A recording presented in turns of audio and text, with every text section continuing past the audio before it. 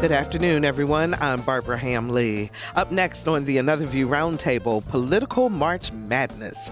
On the Republican side, Donald Trump has other candidates scrambling. Shocking upset on the Democratic side with Sanders over Clinton in Michigan. More competition for incumbent Mayor Kenny Wright in Portsmouth. And one day, Ken Cuccinelli is nominated for the Virginia Supreme Court, and the next day he says, no thanks. What?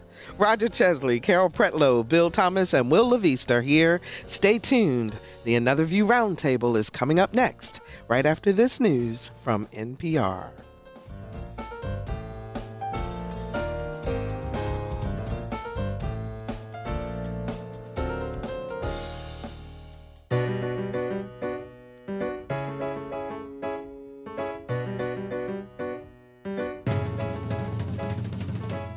Discussing today's topics from an African-American perspective, this is Another View. Hello, everyone, and welcome to Another View. I'm Barbara Ham-Lee. Before we get to our roundtable, let me remind you that the last of our Race Let's Talk About It town hall meetings will be held on Tuesday, April the 5th from 6 until 8 p.m. at the Fort Monroe Theater in Hampton. The topic is religion, race, relationships, and hopes for redemption. The town hall is free and it's open to everyone, but we do need you to register. So please go to whro.org/talkaboutrace to sign up. So that is Tuesday, April the 5th from 6 until 8 p.m. It is the last of our series of town hall meetings and our Race Let's Talk About It initiative. We sure hope that we will see you there.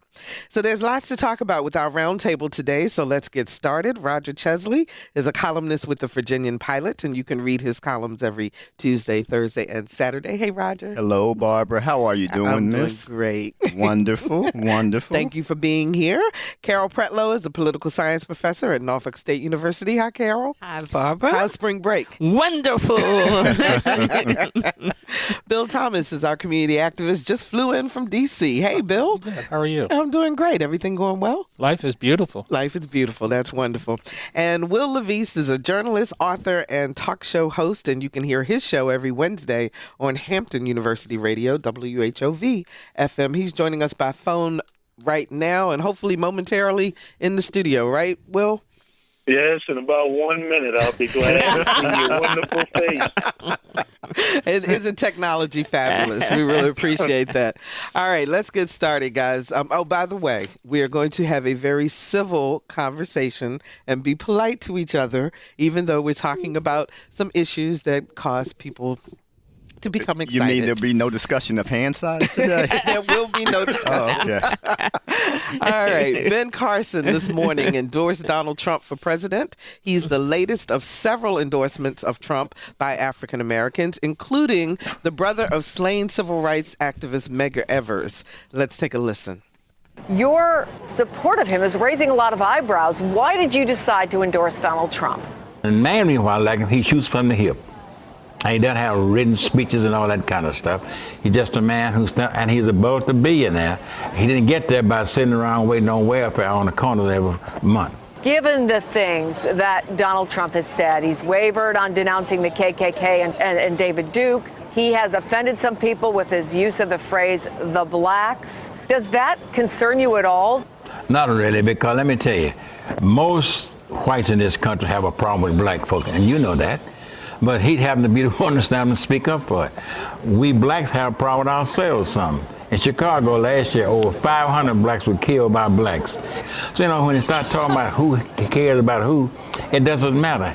He's going to be president of the United States, and I hope that we can get to use him as the president of all of us, and not black folks or white folks. I just want to say to the RNC and parts of the GOP, if you cannot get behind Donald J.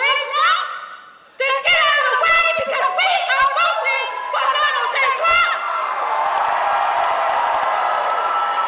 We are one race, and that's the human race. And in this room, all of our lives matter, baby. All of them. how did he win you over if you guys used to vote Democrat? What was it about Trump that lured you in? Were you fans of his before he started running? When he announced he was running for president, I was watching CNN. I called Silk. I said, Silk, cut the TV on, girl. Donald is announcing he's running for president. And I did.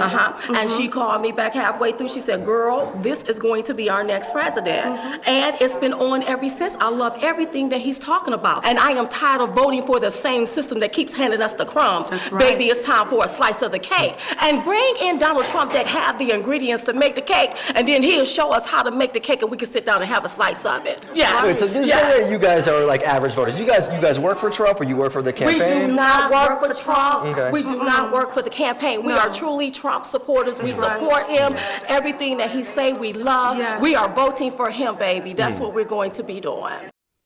Okay, that was Charles Evers, the first soundbite we heard, and then Silk and Diamond, who have been going around the country in support of Donald Trump. Now, juxtapose that against the yesterday or earlier this week, an African-American protester at a Trump rally who was sucker punched, quote unquote, by a white Trump supporter. There's no need to put quotes around that. He was sucker punched. And the protester was arrested.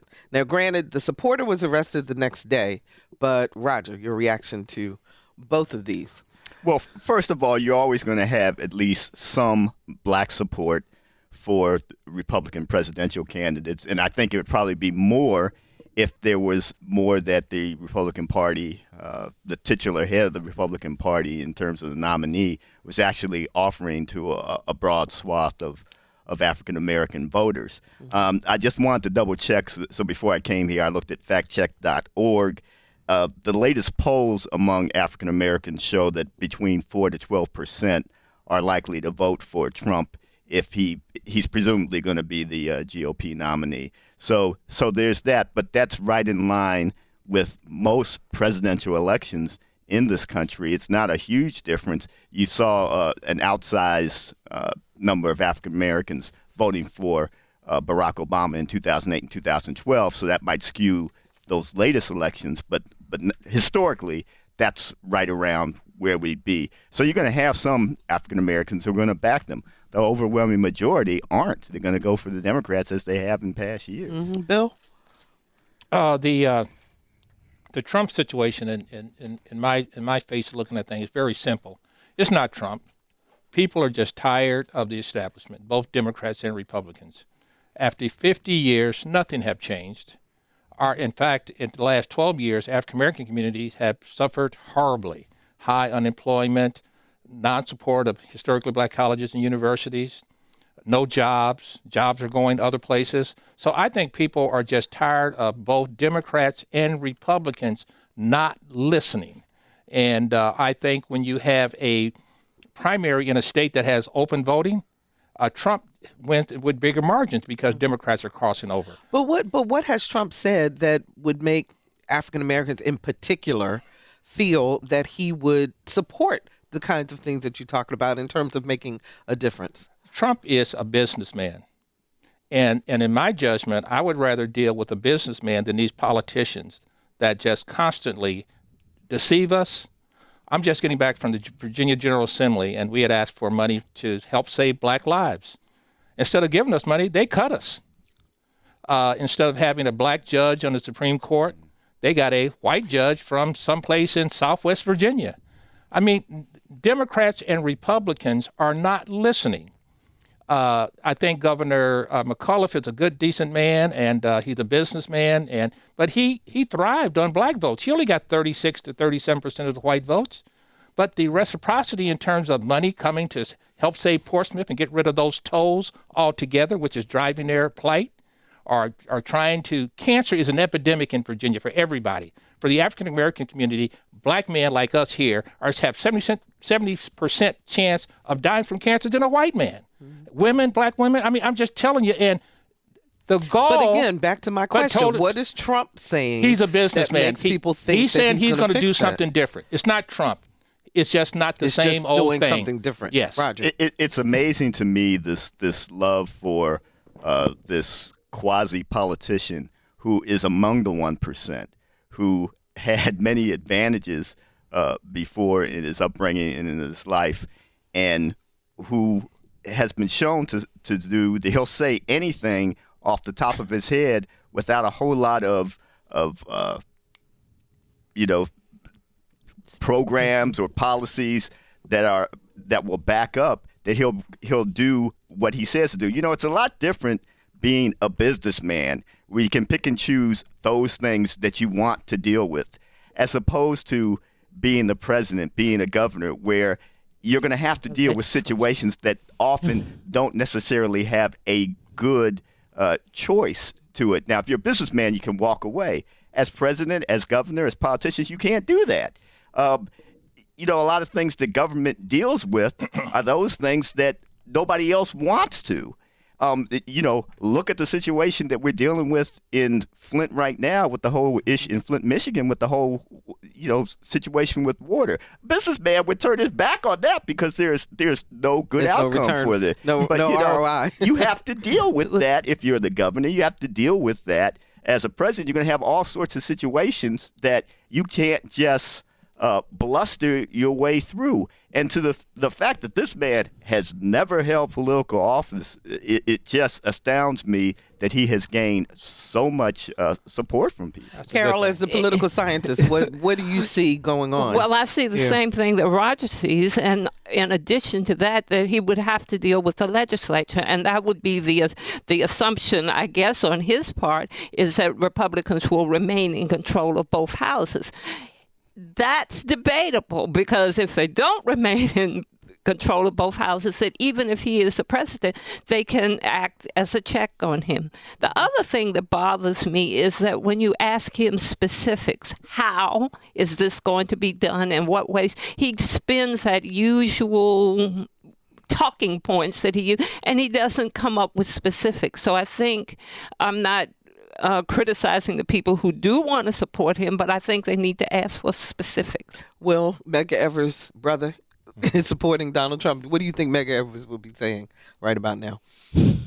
What Medgar Evers would be saying? I don't know. I tend to agree with Bill on this and a lot of the other political scientists, and have been looking at this and analyzing it and saying that in a lot of ways it's an extension of the Great Depression, which happened under a establishment Republican administration. You had the Tea Party movement that came out of that, in response to that. And on the other side, you have the Occupy Wall Street movement. That's who Bernie Sanders is talking to. Trump is talking to the Tea Party movement. Both sides actually have very similar concerns, very similar issues. And so this is really an outgrowth of it. You look at someone like Rubio and Cruz, came out of the Tea Party movement. Now they're looked upon as establishment. People see that, and they see these two in particular, we put them in there to actually make a difference. This is what was seen on the right. They haven't made a difference. Now they're looked upon as establishment. So what does that message say? It says that you keep voting for these politicians, as Bill is just saying, you're not going to get anything different. And so now Democrats have a big problem on their hands.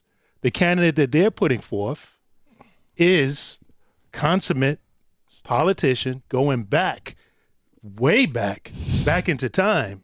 So you want to go back to the future is the message that is coming from the Republicans on the other side. They have a big problem with Hillary Clinton, who's a flawed candidate, right? And yes, it's an opportunity to put the first woman, make the first woman president. But at the same time, it's curious that a lot of women are also going for Bernie Sanders. Why? They're saying, we have confidence there's going to be a woman president at some point. But is Hillary Clinton the one? Were you all surprised at the Michigan turnout, speaking of the Democrats, Bill? No, I'm not. Will and I are going to be in agreement on this. It's on both sides. After 50 years, and just specifically to the black community, what has changed? Democrats are Republicans. They make promises, they don't listen, and it extends right down there in Richmond. Our politicians will come back to Hampton Roads with no fundable programs for our institutions. None. Zero. Not taking care of the problem of that toll in Portsmouth. not taking care of health care where Portsmouth leads the Commonwealth in cancer death and all other kinds of disparities. So is your point then that whatever happens on the national level is going to trickle down, or is already trickling down in terms People of what's going on here in Virginia? People are sick and tired of it. And it's not, in my judgment, D's and R's anymore. Nothing. My children, I hate to make it personally, can't find a job in Virginia. They had to go to Ohio, Arizona, and Baltimore, which my son is a lawyer there. He's doing good. But I'm just saying there's nothing going on here. People are sick and tired. And if I didn't vote for Trump, I'd probably vote for Bernie Sanders. Roger. I do find it interesting that, there seems to be this idea that one senator or one congressman is going to make a huge amount of difference. It doesn't work that way.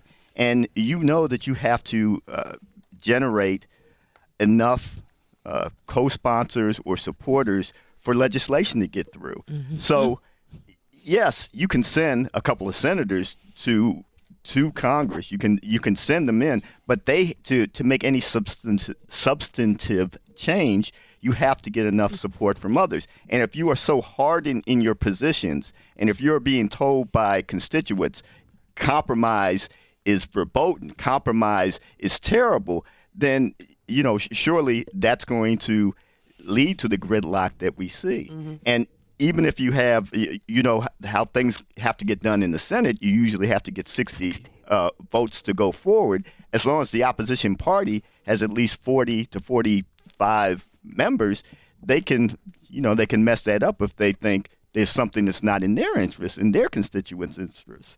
So to think that there's going to be, and there's sort of a reason for that, so that there are checks and balances kind of built into the system. Mm-hmm. Now, I don't know that if you send different people, that's necessarily going to change the dynamics of that Roger, in the legislature. But how does that happen? That happens because of individuals, leaders can come, shake hands, influence, move people to action. FDR, President Lincoln, LBJ.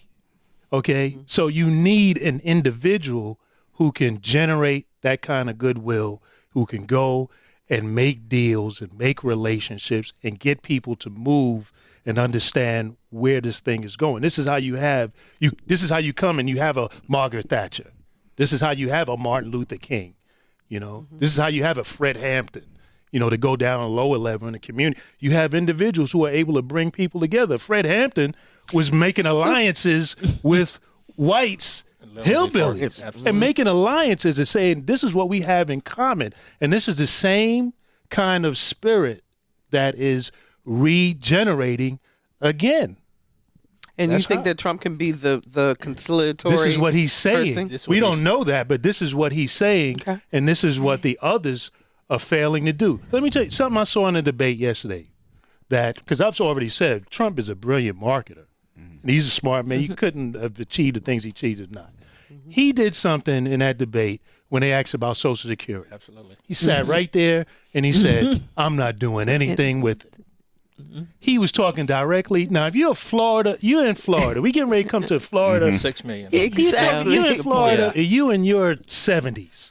And you hearing that, and then you hearing this the young whippersnapper talking saying, all that stuff. well, I'm not going to do anything to hurt my mother, but we've got to do something because it's not going to be solving. Then you hear the other young whippersnapper, he's 40, looking spry, saying a similar thing, and then you turn to this other guy who's a billionaire, who's around your age, and saying, essentially, I don't care what the know-nothing, do-nothing Congress does. You ain't taking this. When it comes on my desk, I'm not doing anything with it. Now, you tell me. You a senior citizen in Florida. Who you going to vote for? Bill? And I think the sentiment comes in the same way with Bernie Sanders, who I would never even think of even mentioning his name, but they're trying to say they're going to take the power and the funding away from Washington. Mm-hmm. They're going to take it away from the Wall Street people. They're going to take it away, these glad handers that are all... Don't you still have the same issue on the Bernie Sanders side when people ask him, how are you going to pay for this? I think they like the ideas. But he is not saying anything different than what is actually happening. Okay. Because nothing is happening. And all these people with all these elegant floor speeches and all these proclamations and things, black community is, I don't know, what, 40 or 50% poor with average assets? I mean, we're going down. So what difference does it make what these liars are telling us? So we're doomed. Let's see what Courtney from Norfolk has to say. Hi, Courtney. You're on the air. Hi, Barbara. How are you guys today? Okay. How are you? Good. I'm actually being buzzed in at a perfect time because my question centers around, and full disclosure, I'm strongly leaning Bernie Sanders at this point in the election cycle. Mm-hmm. But I go through this moral struggle sometimes where I see and understand and absorb the talking points around Trump, meaning he has all these, great, I don't mean great as in good, but he has all these grandiose ideologies, and we ask him for specifics, how are you going to do this? And he spins. How do you guys not see that translating over to what Bernie says and how he's going to get things done? Because I don't like to feel hypocritical, but I can't help but notice the media headlines, and I'm trying to understand why people say that they're similar. Anybody who wants to take that? I think Roger. both of them, they appeal in a populist way to a lot of folks, and they do speak, at least in their rhetoric, aiming at those folks who have been left behind, who it taking longer to get back on track after the Great Recession. And so I think that there's part of that. The problem I have with it is, one, has never been in politics in terms of actually holding elective office, and the other one has great plans, but he hasn't shown that, okay, well, what have you done while you've been in Congress? Mm-hmm. You don't really have a record of accomplishment to show for. So if that's the case, saying it is one thing, actually getting things done is something else. And we're always taught as journalists, listen to what they say, but what they actually do. Right. Watch what they do. But, go ahead, Will, and then I'm going to come to Carol. I was going to say, but what is different now is all of these other flawed candidates, right, who, with the exception of Kasich, who just doesn't generate that kind of energy. Low energy. Right, low energy. But when you listen to what he's saying and you know his experience, you're saying this is the best qualified guy. Low energy. But so what's happening is, to Roger's point, is that you can say the same about Rubio. You can say the same, even worse about all these other flawed candidates that are there. And then you got Hillary Clinton, again, well qualified, but significantly flawed, and people keep seeing her and keep seeing her husband and seeing the flaws with all of that and saying, do we want to go back to the future, especially coming out of Obama and all this going forward? Do we want to go back? It's Carol, do you think that's lane. the reason why particularly women are not following Hillary in the way that people assumed was going to happen in the beginning? I think that's part of the reason. And the other part of the reason is, unfortunately, Hillary has a reputation of being less than direct and less than honest, and they see her as, what's the word for that? As a liar. No, I won't go there. But she is not to be relied on. And even the fact that when you look at immigration policy, okay, she loves Obama. Yeah, we're together. And then this morning in the Washington Post, there's an article about her saying, well, I'm going to change and swift. We don't know how to depend on her. We don't know how to rely. I don't like any of those people. I'm sorry. It's just during the Clinton administration and to vote people from Haiti. I mean, it's just the problem that I see where people are fed up and they're coming together looking for that leader that Will is so significantly pointing out is that nothing is happening. We're worse off. When we came out of school, I know there was 3 or 4 jobs that we could have gotten, 3 or 4. People are coming out of school, graduating at the top of their class. They can't find a job, period. And and your thought is that one of these candidates is going to be able to make that happen. They're going to keep making the point. I don't think Trump or Sanders have to do anything else other than keep making the point. Wall Street, 1% of America's population owns, 95 or 96% of the 96%. wealth. And our people down here, you're talking about lead and poisoning in Flint. There's lead flying all over Norfolk today. Well, we'll talk about that in a minute. And I'm just saying that. But see, nobody wants to deal with the issue. And the problem is people don't have any money, no jobs, and no hope. But see, what I fail to understand and what I'm concerned about is there doesn't seem to be a knowledge of history and a knowledge of the global economy that's going on now. You put a different person into the White House, that's not going to change some fundamental things that have happened in the U.S. where so many manufacturing jobs have left, so many auto making jobs have left. Yeah. And so you had so many people in past years, and living in Detroit as long as I did, I saw this up close, where you could have a high school diploma and you could still get a middle class life. You can't really do that now. So just because you change the person in the White House doesn't mean that dynamic is going to change. And so that's why, you can tell people, I'm going to do things differently and I'm going to bring jobs back. Okay, how? But remember, Roger, people vote to their interests, just like what he did masterfully in the debate on the Social Security. Look, I'm not going to do anything. Yeah. If you're just joining us, we're talking about politics with the Another View Roundtable. Roger Chesley with the Virginian-Pilot, Carol Pretlow with Norfolk State University, community activist Bill Thomas, and journalist, author, and talk show host Wil LaVeist. Okay, so meanwhile, while the campaign is going on, there is still President Obama running the country, and there's still the desire or lack of desire by the Senate in order to hold hearings for the next Supreme Court person to replace Antonin Scalia. Senator Elizabeth Warren of Massachusetts says, Senate, just do your job. Let's listen. There's a vacancy on the most important court in America, and the message from Senate Republicans is crystal clear. Forget the Constitution. It doesn't matter who President Obama nominates, because the Republicans will allow no votes on that nominee. They will hold no hearings on that nominee. Their response to one of the most solemn and consequential tasks that our government performs, the confirmation of a Supreme Court justice, will be to pretend that that nominee and President Obama himself simply do not exist, cannot see them, cannot hear them.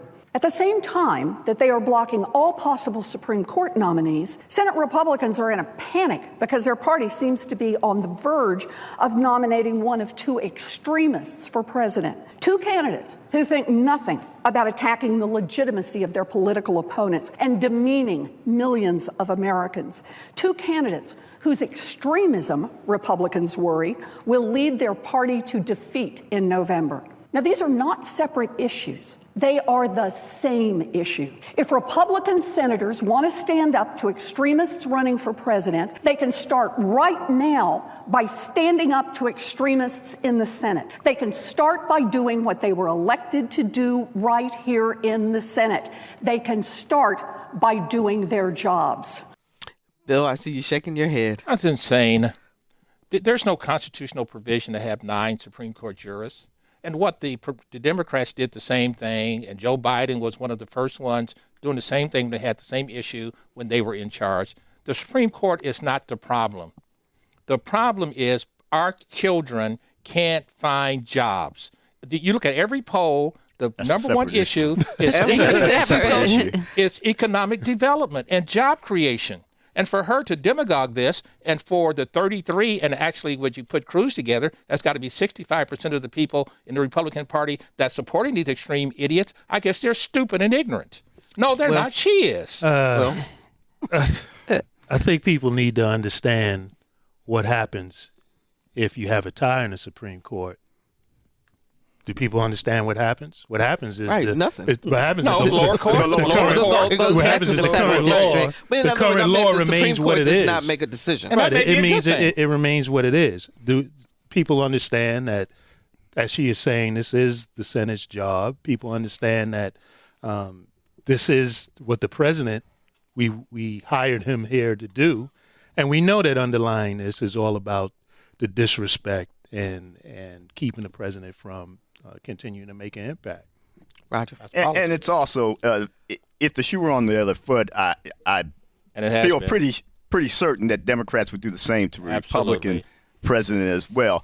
But it shows a lot about the dysfunction, the distrust, and the just desire for power among the folks in the Congress. You should not go a whole year and not have a 9th Supreme Court justice there. But, Senator Warren can say all she wants. It's going to fall on deaf ears for most of the Republicans in the Senate. I doubt it's really going to make a difference who President Obama, when he finally does nominate and sends a name forward. The Republicans have made clear they don't care, and they're going to do just exactly what they said they're going to do. They have. Our phones are lit up. Let's go to Sandy in Chesapeake. Hi, Sandy. You're on the air. Hi, thank you so much for taking my call today. I do enjoy your show very much. Thank you. And just a quick aside, I would like to tell Roger, and I don't hear Vivian today, but I read their articles in the Virginian-Pilot. I even cut them out and save them to have talking points, and I appreciate having the opportunity to listen to them. Oh, Roger. I will forward that to my editor. Someone still reads the Pilot. Yes, I do, definitely. I'm really concerned. I always considered myself an independent, and until January 2009, when President Obama took the oath of office, and we heard the leader of the Republican Party say that the number one job was for his party was not to find jobs for our citizens, not to get our country moving forward, but to be sure that Barack Obama was a one-term president. So I can listen to Bill pontificate all he wants about how he can think of even voting for Donald Trump. The whole idea is that the Republicans have crossed their arms and are holding their breath until there's a Republican in the White House. And I don't know whether it's Bernie Sanders or Secretary Clinton who will be in the White House next January, but are we going to get 4 more years of that?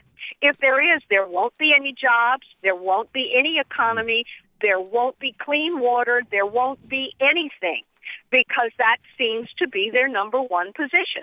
Okay, and Sandy. I will listen to my comments off the air. I appreciate it. Thank you so much for the call. Well, let me figure out who to go to If first. Trump gets in there, the Republicans are all going to pass out. That would be a distance. A cardiac arrest. Bill, what did you think of it since she called you out specifically? Well, she can call me out all she wants, and I voted for President Obama, not because he was black. That has a lot to do with it, but he was the best candidate. He was going to get us out of the war, which I wanted to do. He was going to get us out of this craziness that these one percenters in Wall Street had gotten us into. I don't like the way he did it, where the country was getting ready to just evaporate. Mm-hmm. So I give him credit for that. What I am here now is that our country is not safe. Our children are not being educated in these public schools, so they'll never find any kind of jobs.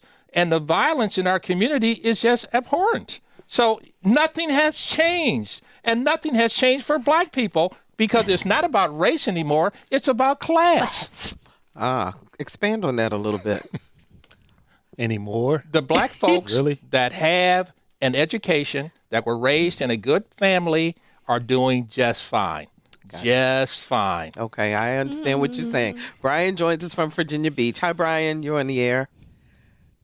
Yes, Barbara.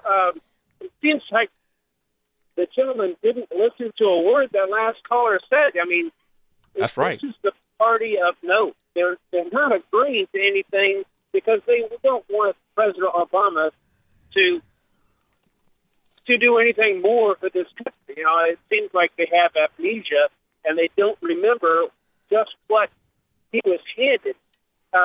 One of the things that I really wanted to bring up, though, is one of the ladies that was talking about Hillary Clinton not being very honest. And another gentleman had said that he checked PolitiFact, I believe, before he went on the air. And if she were to check PolitiFact, she would find that about 70% of everything Donald Trump says is a lie. And for her to say that Hillary Clinton is not qualified because she's not very honest, I mean, Donald Trump will say anything. Okay, let Brian, Let me let Carol clarify what she said, because I don't believe that she actually stated that she was not qualified. But let's let Carol answer. Go ahead, Carol. No, I did not say that she was not qualified, because obviously she has been in the Senate, she's been Secretary of State, she's been First Lady, and her background, even while she was in law school in terms of political involvement, is extensive. What I was saying is that she has a reliability issue, and that is we focus in on one thing and then she changes the dynamics, and to a large extent she is viewed as untrustworthy. That is what I said. Okay. Lisa, do we have another line? There we go. Anita from Chesapeake joins us. Hi, Anita. You're in the air. Hi, thanks for taking my call. I have two comments. One comment is I have not heard either locally or nationally anyone bring up the idea of term limits. We have three-pronged government, and for the last 8 years we have been held hostage by the Republicans in the Senate. So I would like to hear your thoughts on that. And the next point is, at what point do you think Donald Trump is going to be able to bring jobs back to America? He is a part of the problem why the jobs are overseas. I'd just like to hear your comments. All right. Thanks so much, Anita. I think on term limits, Will? I think your ultimate term limit is to vote somebody out of office. The deal with Congress and how things work a lot of times is that by seniority is where you get on certain committees and you get in position to really have influence. So if you just put term limits on someone, they really never learn the job. They really never get a sense of what's going on. And what happens is the people who are like in administrative type positions, or the lobbyists, or people who don't have term limits but have influence, gain even more influence. So your ultimate term limit is to vote somebody out of office. When it comes to jobs and bringing jobs back to America, as Roger was alluding to earlier, that's a very complex system that's involved, that, again, it takes a leader who has to work with several people, businesses, people in Congress, get policies passed and all of that to be able to make that happen. He's not Emperor. He's not Emperor Trump. Well, I was going to say, so do you think that that's part of the appeal then of Trump, though, because he boils things down to just the point, as opposed to, but behind all of that is a lot of stuff that has to happen. But he's a deal maker, and government doesn't create jobs. Government doesn't create jobs. It creates an environment to create jobs. And I would have thought Mr. Trump would have been very, very instrumental in looking at making government more efficient. Congress gets all our bills get increased 8% annually. They're talking about saving money from the government. Just cut that off. 0 increases. Our businesses don't get increased 8% automatically every year. So just cut that out. That's a start. But I think he'll be more in tune with eliminating useless regulations and stimulating stuff. And he's a deal maker. He's going to make jobs work because he understands that nature of things. Okay, I'm going to take one more call on this, and then I want to move on to our next topic. And Elizabeth joins us from Norfolk. Hi, Elizabeth. You're on the air. Yes. Hi. How are you? Okay. I was listening to your program, and I thought about an article that I read today in the Virginian-Pilot. It's an op-ed by Andre Oppenheimer, who's a Latin American correspondent for the Miami Herald. Anyway, he's comparing Trump to Hoover. And apparently when Hoover was in, he wanted to do the same thing. He wanted to have foreign governments pay more import duties for things that came into the U.S. And Trump was talking about that last night on the television debate. And what happened with Hoover was he put in higher tariffs on imports. It was the Smoot-Hawley Tariff Act, and it raised import duties to record highs. But that led other countries to retaliate, raising their own tariffs on U.S. goods. And the ensuing trade war led to a 66% drop in international trade between 1929 and 34, and it was a major cause of the Great Depression. So I don't trust this businessman. He's just out for himself. And I would much rather have somebody who knew what they were doing in government than a businessman. Anyway, it was in today's paper, and I'll let you go. Okay, thank you so much, Elizabeth. Go ahead. She Will. raises a very important point, but also undergirds Trump's appeal. Mm-hmm. I remember CNN did something on the businessmen who became presidents and what their records were. Hoover was one. The other one is George Bush. George Bush, the second one, used to be a businessman, oil, also owner of the Texas Rangers. Mm-hmm. Both of them did very poorly, right? So they were making a point that being a businessman does not correlate and equate over to being a politician, right? No, now Bill doesn't agree with you anymore. But the bottom line is all of what she just broke down. And when Bill talks about failing education system, the people who are voting for Trump and who have been out of the system and they're coming in, they're not processing any of all of what she just said, which is all true and legit. And that's the appeal. That's the appeal. Go ahead, Roger.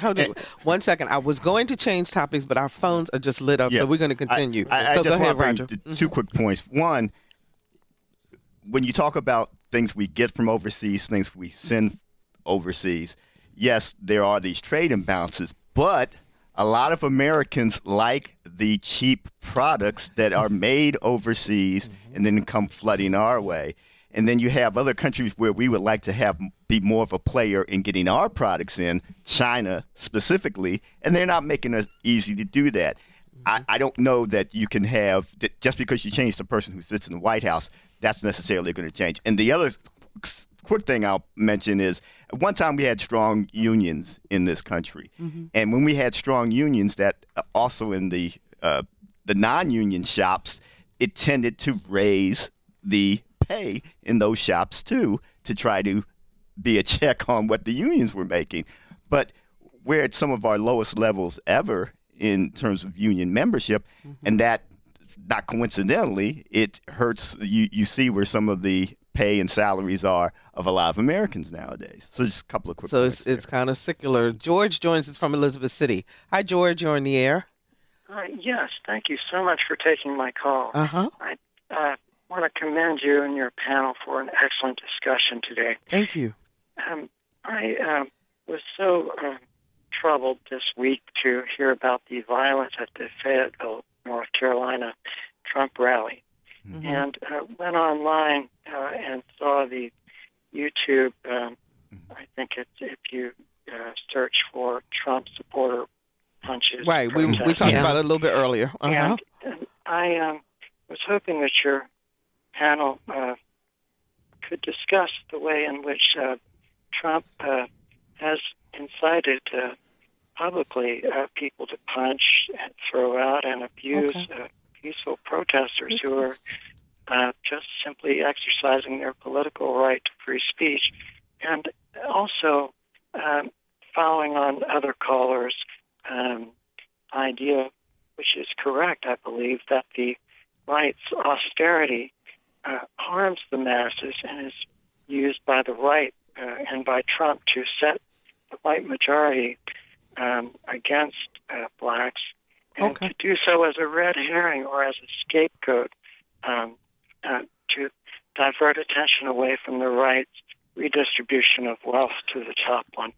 Okay, George, thanks so much for your call, and we'll get a response. Roger, go ahead. The thing that is bothersome and it is sinister almost is that it's not unusual for protesters to be escorted out of buildings at places like this. It's the notion that punch him, get rid of him, he would, beat this before person he would up. have been taken out on the stretcher. And you can see in some of this, it's giving an excuse to backers of Mr. Trump to maybe some of the things they would think but not say out loud or not act on is now giving an excuse, a rationale that it's okay. And that, I think, is a very dangerous place for us to be in. Some of that is racial. Some of that is class. Some of that is different religions. And I think there is a fear from a lot of people that Trump is giving folks a reason to act out on some of their basis, on some of their some Primal of the racist. instincts. Primal instincts. Yeah. Okay, Will, and then Bill. I Go think ahead, it's Will. good for America because when Obama became president, all of a sudden we're talking about we're post-racial. All of us sitting right here in this room.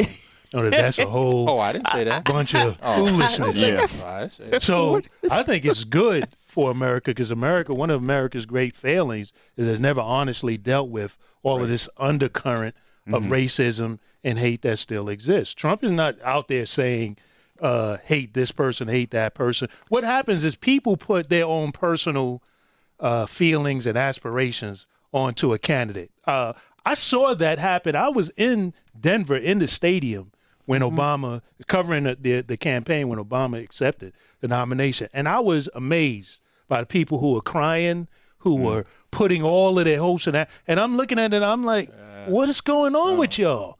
And maybe it's because I was in Chicago. I saw him. I was familiar with him. I had met him. I saw him lose to Bobby Rush. I understood that he was a politician. He's ambitious. He means well. He's trying to do the best for himself and his family. People are putting all kinds of stuff on him that he never said. And they were in there, tears. It was real. I was like amazed. I was like, where can I get what he got? Yeah. It's amazing how much of we want that person to be the Messiah until he disagrees with us. Bill, go ahead. No, I think that if all were treated equal, somewhat to the degree to what Will is saying, that I see the violence on our streets more nauseating than some 80-year-old white man punching a black guy walking up irrefutably. I just don't understand it. The man's arrested. But the point also, he was arrested And he's 80 the next years old. day. But he was arrested the next day. And when does it come that the person who has been assaulted gets arrested? The more that we keep seeing the absurdity of what happened, the more, because that same 80-year-old guy that sucker punched him, that same mentality is who shot the kid down in Florida because he had this radio too loud I don't buy and said that he's not being obedient to me, he's not being subservient to me. What would give a man a right to, just like Roger said, he's protested. The caller said he's exercising his constitutional right as a citizen, and he's just gonna sucker punch him. You don't agree? No. Why? I think in my entire lifetime, I've never seen this country and our communities in such a state of fear, both black and white. Fear of Where were you in the 70s? We fought against. We did active stuff. We weren't afraid of it. We protested.